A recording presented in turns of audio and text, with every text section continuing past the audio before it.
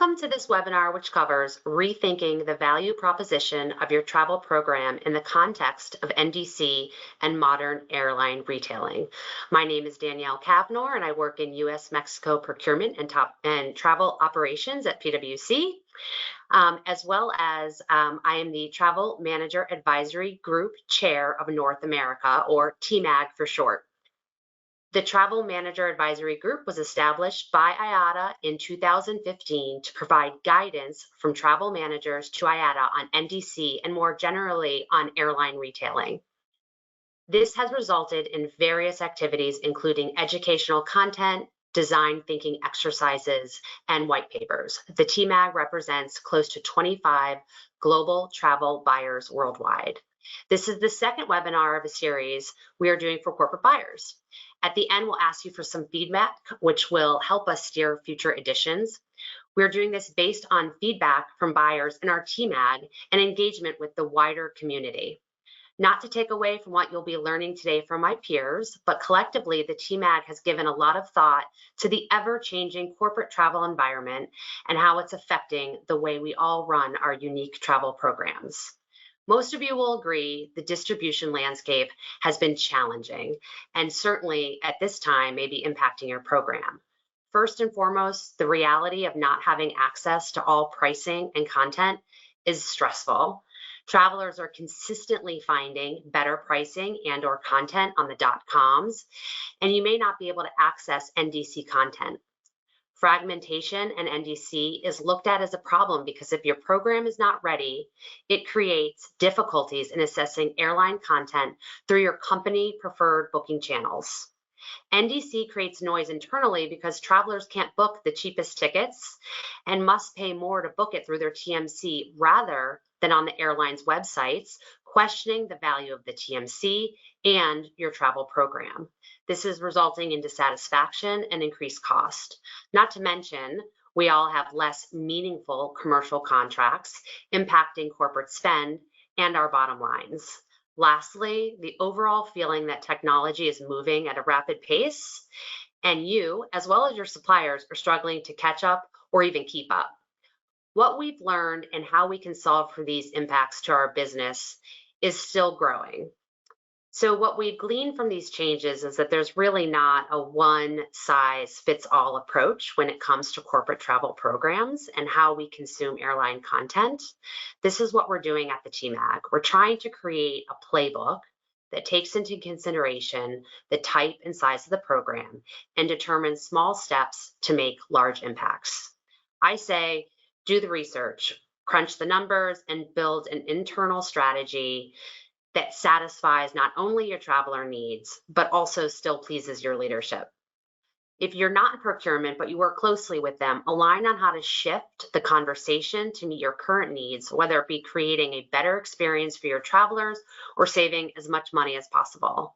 I think you'll get a great perspective from the speakers today who will help you shape the way you think about transforming your program in the future. Thank you everyone for being here today, and I will hand it over to Benjamin Park, who will moderate this panel and discuss corporate perspectives. Ben? Yeah, thank you, Danielle. And you covered most of the topics and questions I want to ask the panelists later. So yeah, thanks very much for the nice intro and summary. Very good perspective. Thank you.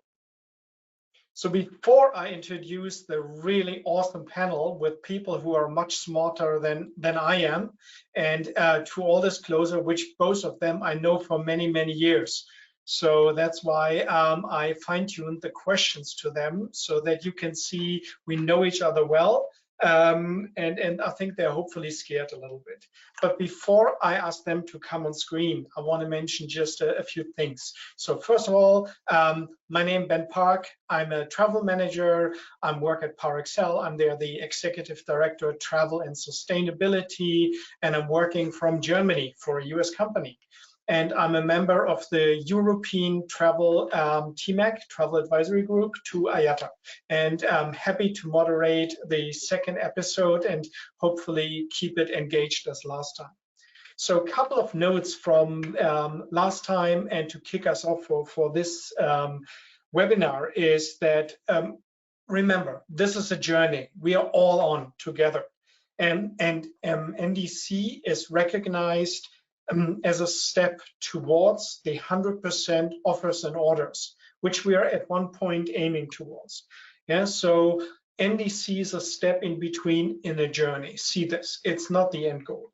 And the second thing, what I had there from our last webinar was a quote, which I will be reading out to make sure it's correct. When we talked about the realities in NDC, and one quote said that we decided to do some testing to see how it would impact our back office and reporting. It was not as easy as we thought, but it was not as hard as we thought as well. So yes, NDC might be hard, but maybe it's not as hard as we all think it is. And that's where we wanted today get into a little bit more details. And that's why the two questions there is, if you move towards NDC at an early stage, then will it solve a lot of your problems? Or is the other option to say also, I stay and wait, but then what am I missing? So today, we want to talk about 4 essential topics in this webinar. And one is we want to look at the sourcing aspect. So once NDC or orders and offers are live and reality, like how does the sourcing process looks like? Is there anything which needs to change, or do we do our air sourcing as we did in the last 10 years, market share and stuff like this? And then we want to talk about high level on the transition. And I will ask them, the 2 panelists, a little bit about how they started this, so you can see how to start this. Then we want to talk a little bit, because it is a complex topic, about the power of partnerships and who are the stakeholders. And then go into a little bit more detail on the TMCs, the OBTs, and the airlines, and talk about them in terms of the technical items and the servicing capabilities. But all of this now, we will hear the answers while I ask Lenny to come on screen and do a quick introduction before I mess up his great title, and maybe he can go into a little bit detail so that people understand regarding of modern retailing, like what is his scope of countries he's looking after? Are there any like major airlines, so that people a little bit understand like why this is the person who really needs to be on this panel. Lenny, yeah, why don't you introduce yourself, and then I'll ask you the first official question. I thought you were going to say something that scares me, right? Lenny Hornsby, I've been with Deloitte since 2017. My role is part of the German travel management team, and also take responsibility in a more global role for all things travel technology, including sourcing and payments. Perfect, thank you. And I might add, you're an absolute airline abbreviation geek. Whenever I need to know an acronym, I'll ping you. Good. So first question, an easy one, is what has been your approach to evolve the program benefits of modern airline retailing? And as a second question then, because you can cover 2 topics, is what are your travelers telling you? So what has been your approach, and what are your travelers telling you at the moment? Well, I think from a sourcing perspective, I think most are, let's say, depending on when the cycle of sourcing goes out for the airline RFPs, since a lot of the added value that we've been promised for a long time has not already manifested itself yet, but it will be coming. I'm pretty sure it will come this year. It's not really been a massive part of the sourcing effort for us so far. But I think we're coming to a point now where we realize the airlines, since AA's initiative, they will be coming up with these new products that they want to sell. So therefore, we need to think about how we build, let's say, the sourcing KPIs that we need to turn out to management, because measuring in tomorrow's world, where we won't get a % off fare all the time, we need to be able to measure value. So therefore, we need to rethink the way that that KPIs are designed, and make them meaningful, so management really also understands what we're still doing and the advantage of having procurement for travel. So what I'm hearing is that basically there is a value missing, and that's why you're keen on adding new content, and as well from travelers saying, as also Danielle said in the beginning, that they can find cheaper rates, and that's the feedback I'm guessing there. Good. Yes, they're saying I can find cheaper fares on .com. I have access to an additional value on .com. I have issues in case of disruption. That's something that I believe through the old mechanisms makes it incredibly difficult. If you're stuck in an airport, your flight is cancelled, there's no automation to take care of your hotel booking, or let's say an alternative rail ticket, depending on which geography you're in, making it a viable solution. And then also saying it takes me too long to make a booking in the corporate booking channel. That's sort of the main things that we got from traveler feedback. Yeah, thank you. And before I ask the second panelist to come on screen, let me ask you a quick follow-up question. What are the two aspects you think travel managers need to consider when considering a change in the market? So if the first two things, if somebody says, hey, what do I need to consider? What are the two aspects which come to your mind? Travel managers need to think along the lines of, pretend you're a travel CEO. Pretend you're taking back control, and that means implementing governance over the entire end-to-end process, which means from sourcing, search and book, to payments, posting and reconciliation. That means you're able to create a single source of truth, which then also encapsulates everything to do with travel from the front to the back of the process, and also from other departments and stakeholders that are positively affected from that modernization, which would be your single source of truth, understanding it, and so therefore focus on and invest in new technology so that you can actually build that single source of truth that makes things more simple. And as you said, it's a journey. It's not something you can just pull off the shelf. Okay, thank you. So while Dorian is coming on screen, what I heard is basically become the CFO hat, or put it on, and as well as looking at the value there. So Dorian, yeah. So now you had the pleasure of listening to the two questions, and you know the flow. So if you can introduce yourself and your lovely company, and then as well answer after this the first question of what has been your approach to modern retailing, especially as what we are all interested as a heavy tech company, I'm assuming. So Dorian, thank you. Hi, everyone. Good day.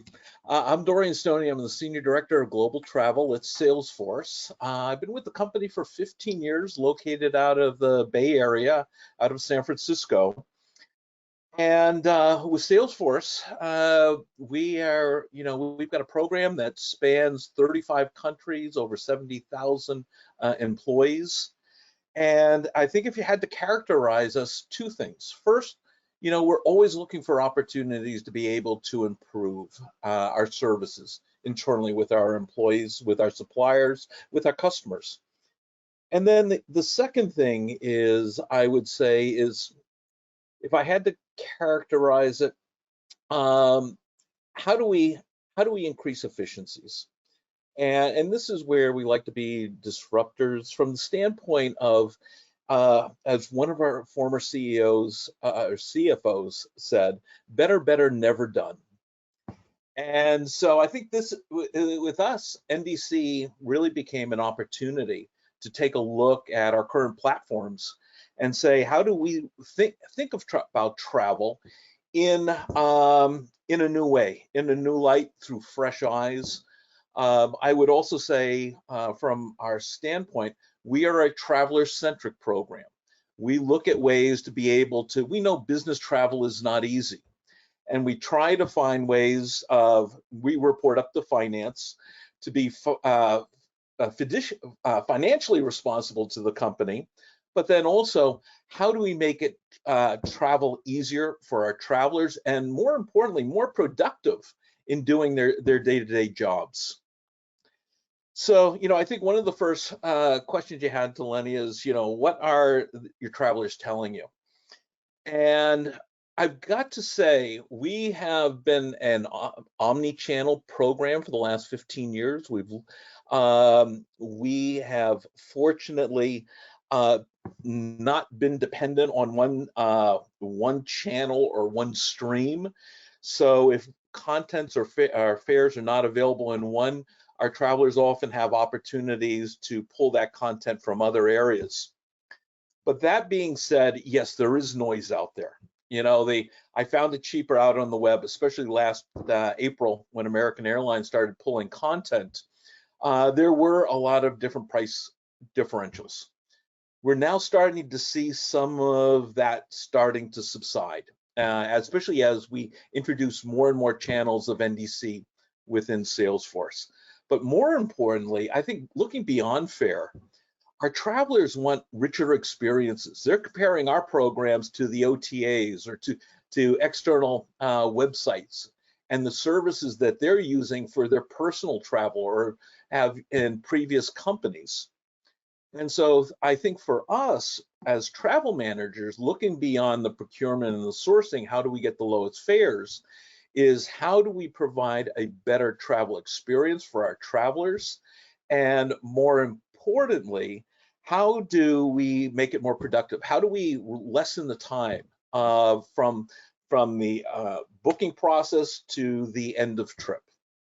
No, thank you. Very exciting to hear such a, first of all, traveler-centric approach, where also you confirmed that as a result, you have lots of feedback from travelers who are not shy on telling you what's going on, and as well the omni-channel approach. So quickly going back to Lenny. So when you heard now Dorian's approach, is your program's approach very different from this? So omni-channel, very centric on the traveler, or more procurement head, one channel? Which bucket are you in? Which bucket am I in, or which one I'd like to be in? That's two completely different things. So yes, we are omni-channel. So we have booking tools in use. Deloitte in Germany, for example, has been an early adopter of direct connections. So rental cars, low-cost carriers. We've moved away from being GDS centric for a long time. I think the challenge is with the downstream processing through the TMC, through the tools that the TMC is using, because everything needs to sort of still be converted back to a GDS P&R. So the invoicing software works, which is also provided by the GDSs. So you've got this churn going on in the background, which, speaking to Dorian's point around efficiency, it doesn't affect you directly, but indirectly it does, because you're paying for all this overhead that they're having to go through. Quality check programming, file finishing programming. This is my background. I used to do this for years and years and years and years. My hair color is not the way it is for no reason. So if you imagine you could just pull out that inefficiency and replace it with a more direct connection between the actual supplier, which is in our case, we're speaking about airlines, and the traveler, with the corporate as the intermediary facilitating that better user experience, but also facilitating the corporate travel advisory, what's it called? Travel policy, sorry, right? So those things need to be married up, and you sort of need to look at, okay, there is a lot of noise going on in the background, and it's extremely difficult for a lot of corporates that don't have, let's say, the TMC fence side of things, the understanding of what goes on behind the scenes, until, let's say, a ticket, while it's still a ticket before it goes to one order, appears on your credit card statement or invoice, right? There's little understanding, and I think that's the key problem, because it would help identifying and working with the intermediaries to assess how that overhead can be cut from the process. And that's a journey for them as well. It's not easy, because the dependencies are quite clear. And we're talking about technology that's been there for 30 or 40 years, so you can't just pull it out and replace it with something else. If you have the opportunity to do so, then you should. If you have a solution that will out of one box give you all of the components that you require for the end-to-end process. But if you're not in that kind of, let's say, constellation with the suppliers, then it's obviously going to take a lot longer. No, thank you, thank you. Yeah, very interesting topic. And let's stay a little bit on the traveler or internal needs.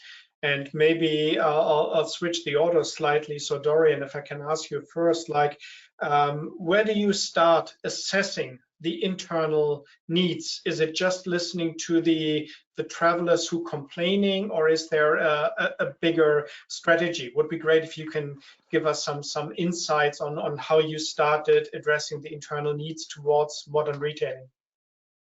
Yeah, I would say that it really didn't start with our individual travelers. We have built our travel program around travel communities. And as you mentioned earlier, Ben, our travelers are very vocal. We find out almost instantaneously when things are working and when things are not. But really, I think for us, a lot of this has really started with a lot of our key suppliers, especially in the airline side.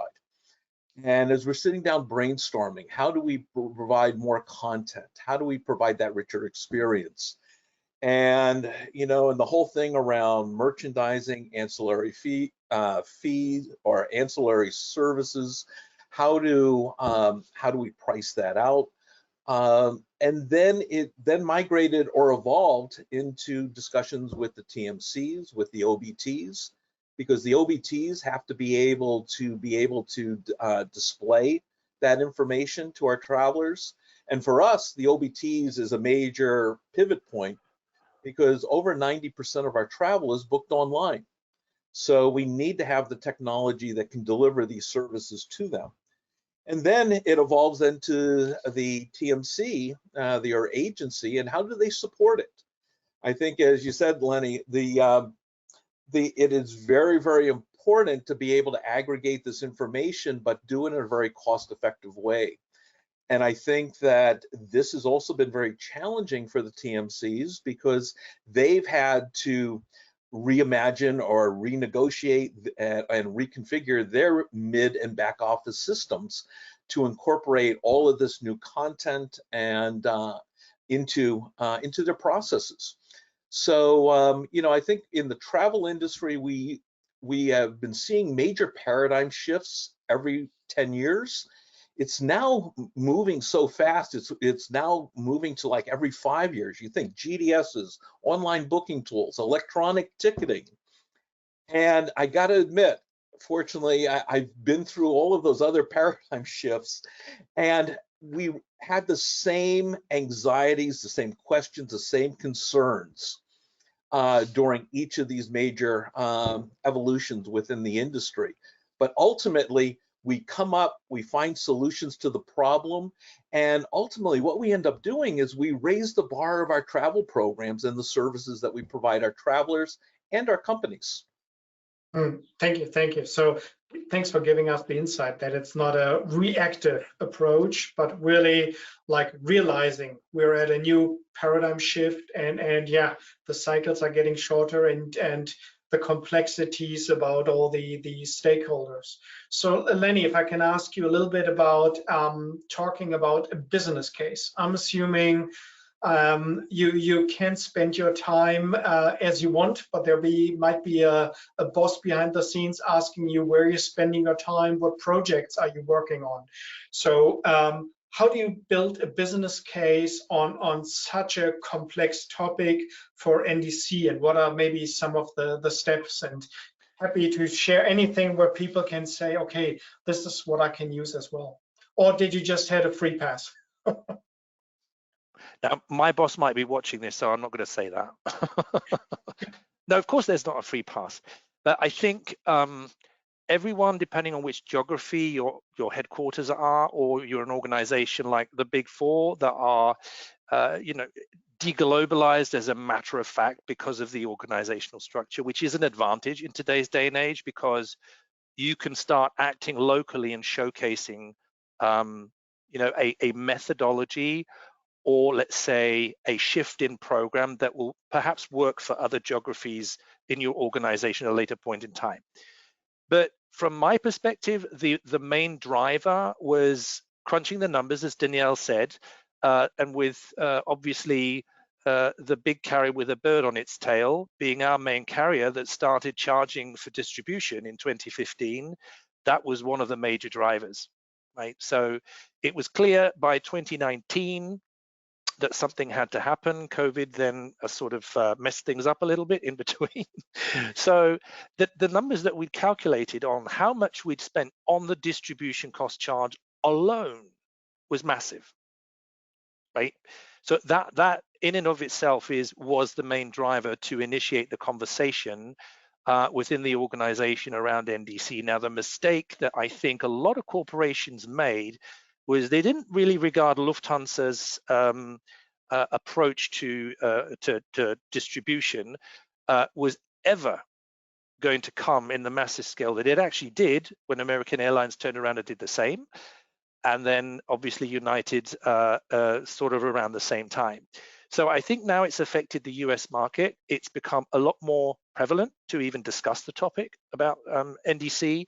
And what I do think we did for our business case is really to highlight this end-to-end process and how moving to modern data structures, which is what NDC is. It's not technology, it's a data structure, which facilitates an easy exchange of information without having, on the GDS, you might have to hack in 10 commands to get to the end of what you want to do. And through the modern data protocol, it's 2 exchanges of data, right? You get the offer back and then you book it and then it's the order and it's done.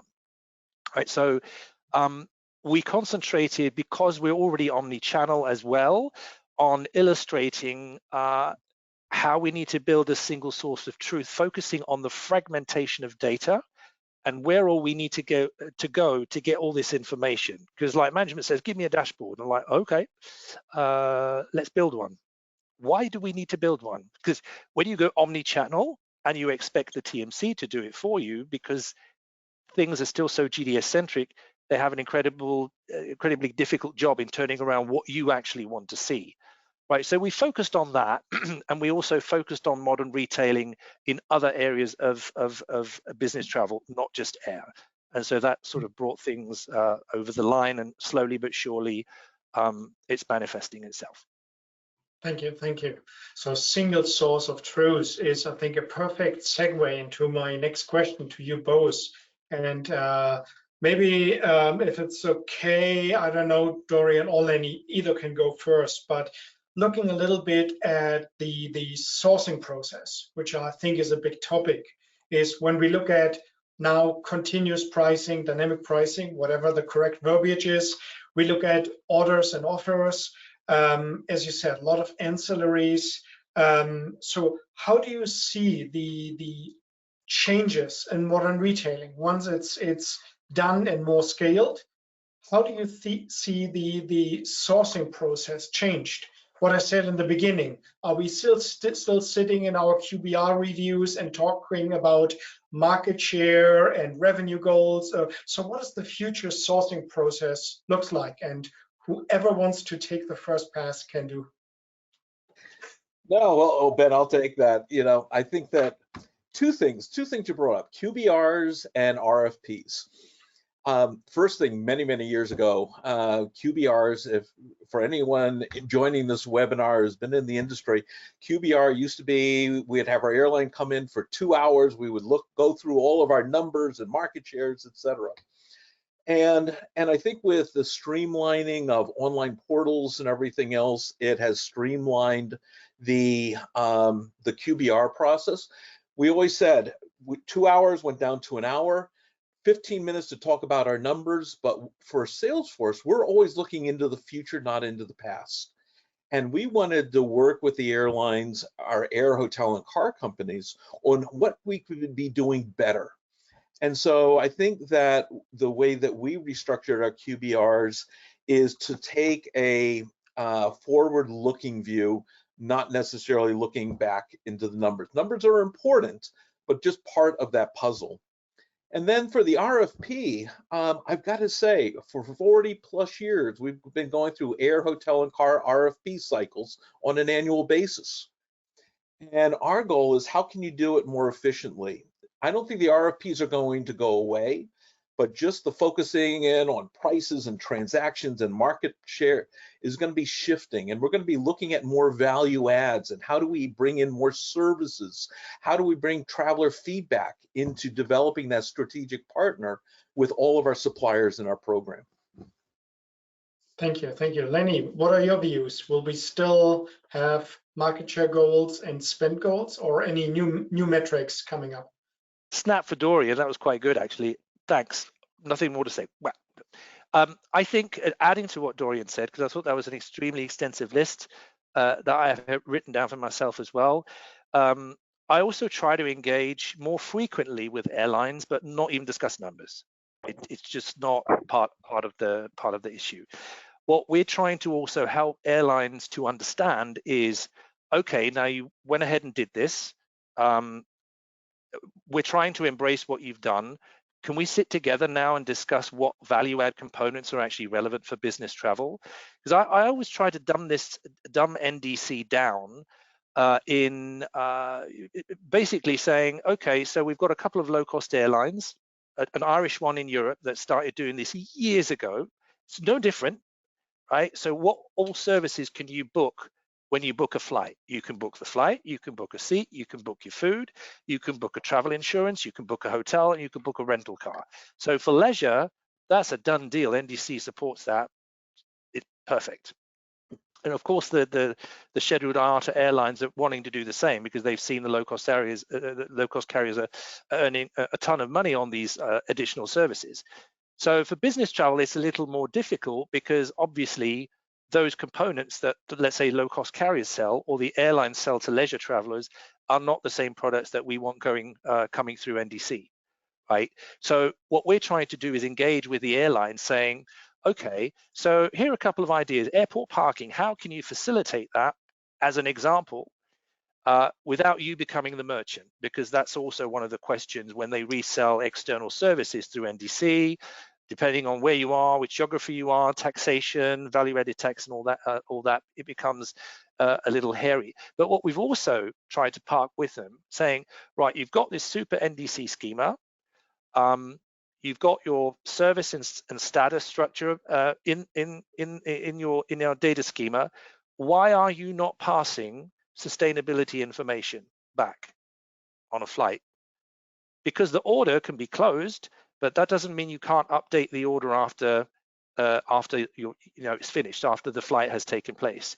You can come up with some kind of industry standard to make the sustainability data for that flight and also prove to me that person was actually on the flight so that A, I can provide better sustainability reporting, and B, these bookings don't end up as open credits that will tally up to my sustainability reporting and augment or make me over-report CO2 emissions on flights when in actual fact that data isn't really correct.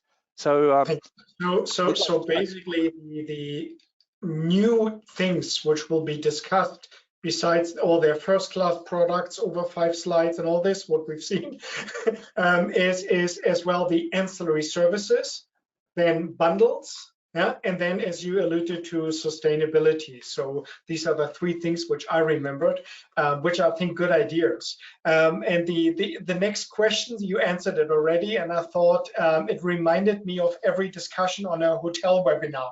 You know, the death of the RFP. I think we heard this over the last 15 years. Is your view the RFP for airline will stay? And very quickly, what is the one thing which will be maybe a new metric in the air RFP? Dorian, if you go first. Oh, did you? Was that for Lenny or for Dorian? Sorry, Dorian. Sorry. I changed the order. My fault. I was just thinking about the death of the RFP and what would be. I guess the answer is no. We'll still have airline sourcing, but what would be one new metric coming up in an airline sourcing, which comes to your mind, which is not currently on there? I'll tell you something. To me, this has always been on the top of my wish list for the last 20 plus years, is how do we improve the KPIs? I mean, right now, travel is looked at as a cost center. When we go through any cutbacks and everything else, T&E is one of the first areas to be able to cut or push back on. And I truly believe travel brings value to the corporation. It allows us to meet with our customers. It allows us to close business. It allows us to build communities and corporate culture within the company. And for me, it is how do we expand travel beyond just travel and expense? How do we connect it to our CRM? And is that $10,000 business class ticket cheap or expensive? It's expensive if it didn't close business. It's cheap if it closed a multi-million-dollar deal. And I'm looking at, as we tie it to our ERP system, our CRM system, our HR systems in the company, we're going to be able to bring KPIs that go much further beyond just the average ticket price or your average daily rate for your hotel room.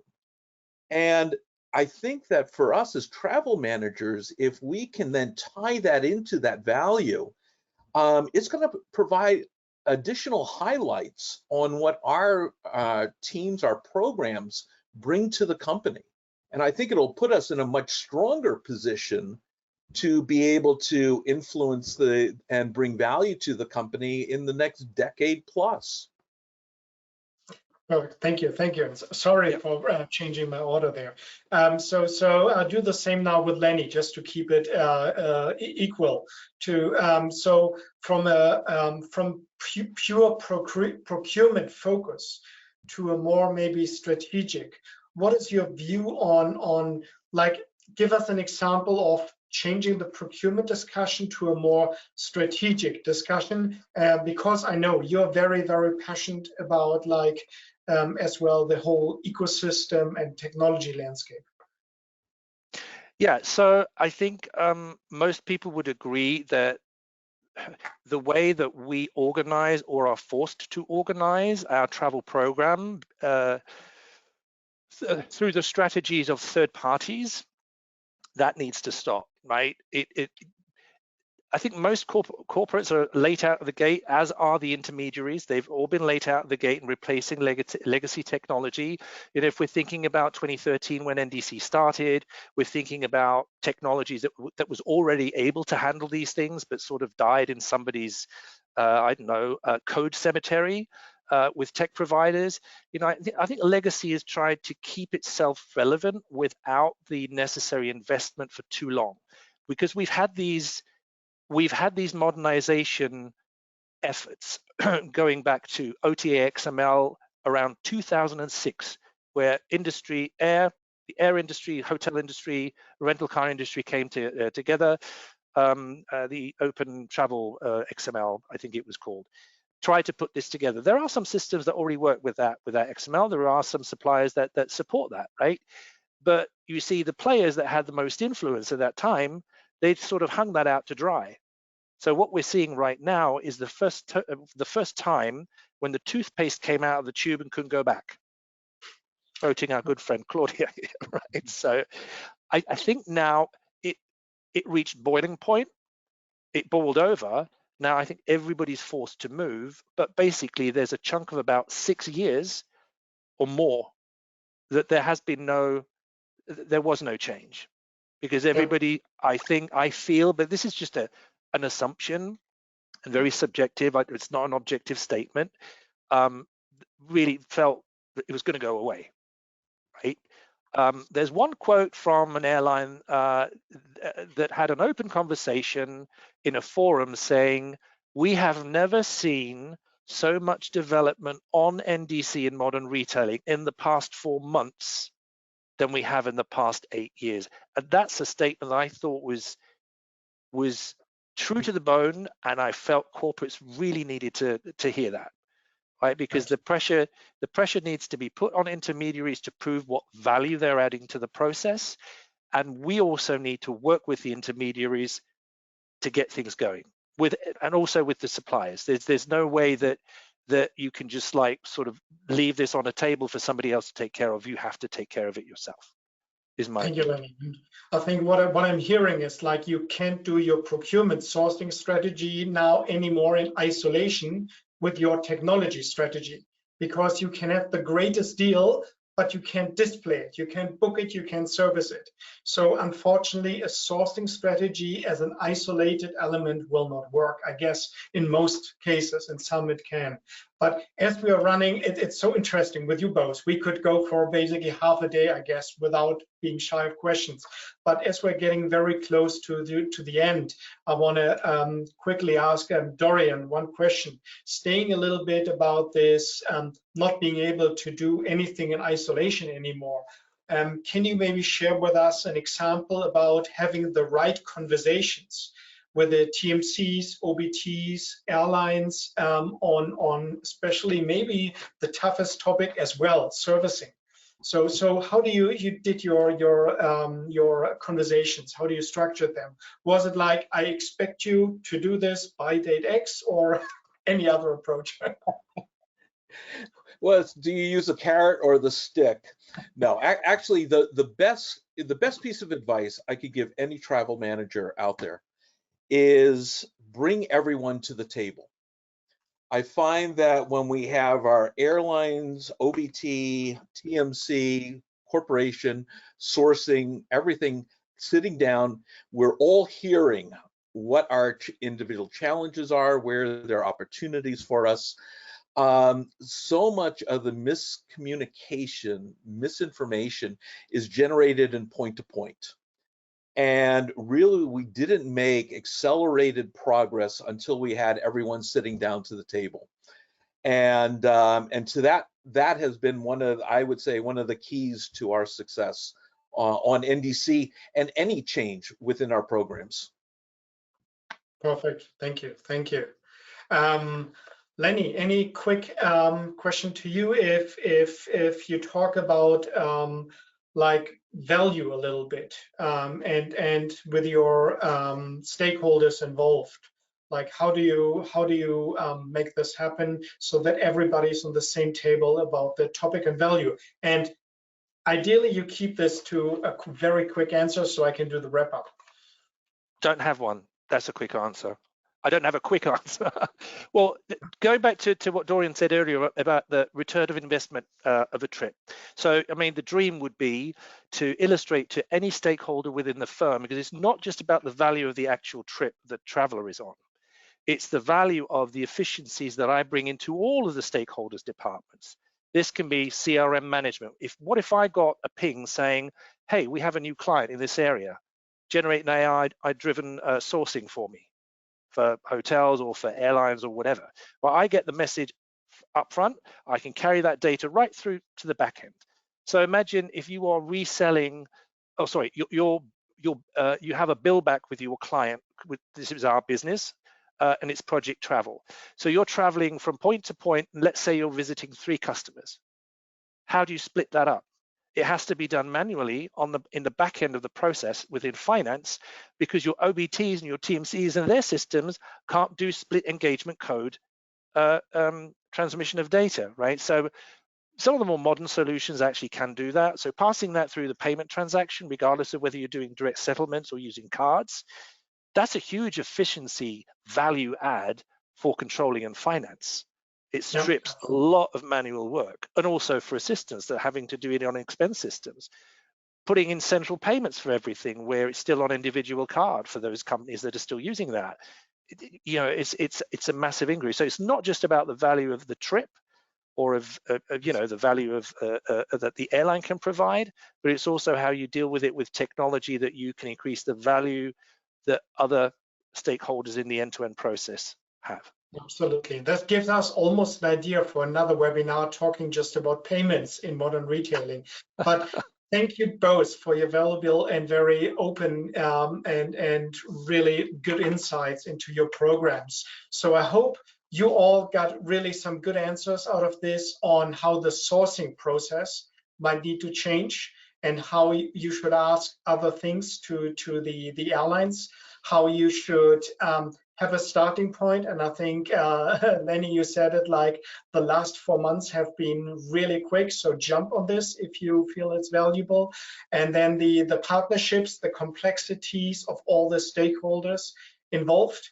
And we hopefully covered a little bit at the end about having the right conversation. So thank you both. We're on top of the hour for your great insights, and to everybody who's been listening, thanks for listening, and stay tuned to the next webinar. Thank you very much. You're welcome. Thanks, everyone.